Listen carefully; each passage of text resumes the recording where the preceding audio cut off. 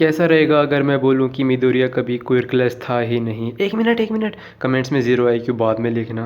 पहले लॉजिक सुन लो, लेकिन उससे भी पहले आ गए तुम लोग? हाँ भाई, जानता हूँ कि ये क्वेश्चन मेरा नहीं तुम्हारा होना चाहिए, क्योंकि हम कुछ ज़्यादा ही लंबी छुट्टी पर चले गए थे। लेकिन पैनिक होने की कोई ज़रूरत नहीं है, क्योंकि अब हम वापस आ चुके हैं और काफ़ी तगड़ा मसाला साथ लाए हैं। और तुम्हें सारे बदलाव पता चल ही गए होंगे अगर तुम हमें इंस्टाग्राम पर फॉलो करते हो, क्योंकि हम ये अपडेट पहले ही दे चुके हैं इंस्टाग्राम पर। अगर तुम हमें इंस्टाग्राम पर फॉलो नहीं करते तो फॉलो में डिस्क्रिप्शन है, लिंक कर देना। हाँ, इंटेंशनल था, funny so I am. Follow करने से होगा ये कि हमारी टीम तुम लोगों से डायरेक्ट सजेशंस ले पाएगी और हमारे फॉलोअर्स भी बढ़ जाएंगे। तो जैसा कि तुम थंबनेल और टाइटल देख ही चुके हो, आज हम बात करेंगे एनिमे लॉजिक। और मैं पहले ही बता दूं कि इस वीडियो को बनाने का मकसद किसी की भी भावनाओं को ठेस पहुंचाना नहीं है।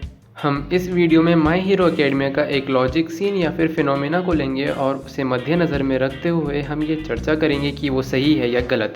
ये वीडियो काफ़ी ओटाकूज़ के लिए डीप हो सकती है और काफ़ी के लिए डम्ब। अगर आपको ये वीडियो डम्ब लगेगी तो डिसलाइक करना मत भूलना, और ये वीडियो अपने इंटेलिजेंट दोस्तों को ज़रूर शेयर करना ताकि वो भी हमारी वीडियो को डिसलाइक कर सके। और सब्सक्राइब करके घंटा बजा देना, ताकि जैसे ही हमारी कोई न्यू वीडियो अपलोड हो तुम सबसे पहले आके हमारी वीडियो पर डिसलाइक ठोक सको। और जिन लोगों को ये वीडियो डीप लगेगी वो ये वीडियो 2-3 बार रिपीट करके देखना, ताकि समझ में आ जाए और हमें वॉच टाइम मिल जाए।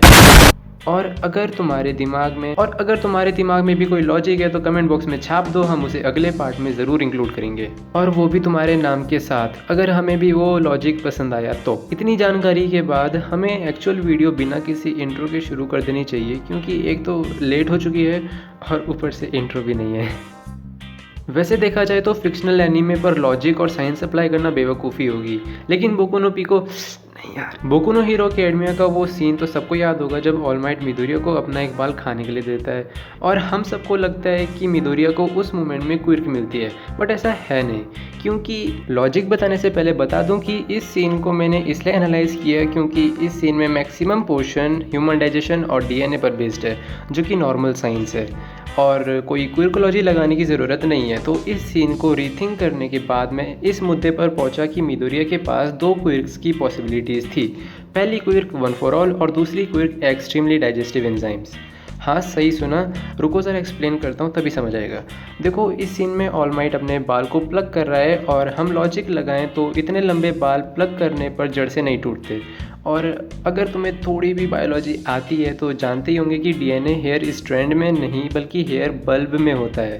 तो जो बाल मिडोरिया ने खाया उसमें एक्चुअली ऑल माइट का DNA था ही नहीं। अब वीडियो को छोड़ के मत चले जाना कि क्या बकवास कर रहा है ये, एनिमेटर्स ने ऐसा एनिमेशन करा है, तुझे क्या पता। अरे जानता हूँ यार, इसलिए मैंने इसे 2 सिनेरियो में डिवाइड करा है। तो चलो फिर अब हम लोग पहला सिनेरियो इमेजिन करते हैं। सपोज़ कि ऑल माइट के हेयर बल्ब के साथ साथ हेयर स्ट्रैंड में भी DNA है। देखो, सरप्राइज़ होने की बात नहीं है, ये काफ़ी रेयर केस होता है अगर किसी के बालों में भी DNA हो, लेकिन पॉसिबल है। तो मान लो तोशिनोरी एक रेयर बंदा है जिसकी वजह से उसके बालों के स्ट्रैंड में DNA है। तो अब चाहे वो जड़ से बाल तोड़े या आधा अधूरा प्लग करके निकाले, लेकिन उसके बालों में DNA ज़रूर होगा। और इस सिनेरियो के लिए हम मिडोरिया को क्विर्कलेस मान लेते हैं। तो क्विर्कलेस मिडोरिया ऑल माइट के DNA वाले बाल को खाता है, लेकिन इस सिनेरियो में उसे क्विर्क नहीं मिलती। क्यों? क्योंकि एट लास्ट ऑल माइट भी एक ह्यूमन है और उसके बाल भी केराटिन नाम के प्रोटीन से ही बने होंगे।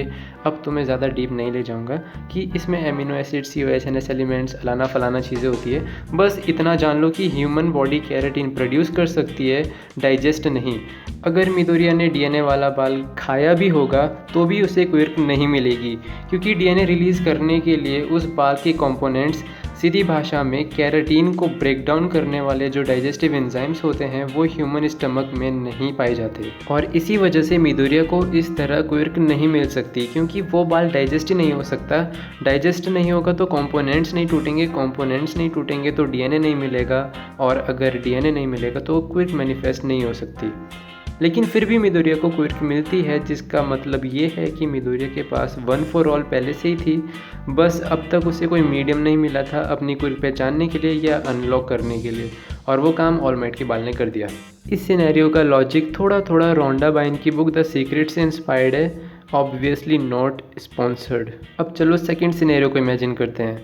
इसमें भी मिडोरिया क्विर्कलेस है और ऑल माइट के हेयर स्ट्रैंड में डीएनए है। इस बार मिडोरिया फिर से ऑल माइट का बाल इंजेस्ट करता है, लेकिन क्योंकि मिडोरिया इज़ क्विर्कलेस और वो एक नॉर्मल ह्यूमन है तो ऑफ कोर्स वो बाल डाइजेस्ट नहीं कर पाएगा। लेकिन एनीमे के अंदर हमने देखा है कि उसे क्विर्क मिलती है, जिसका मतलब ये है कि उसने बाल को डाइजेस्ट करके डीएनए एक्सट्रैक्ट कर लिया।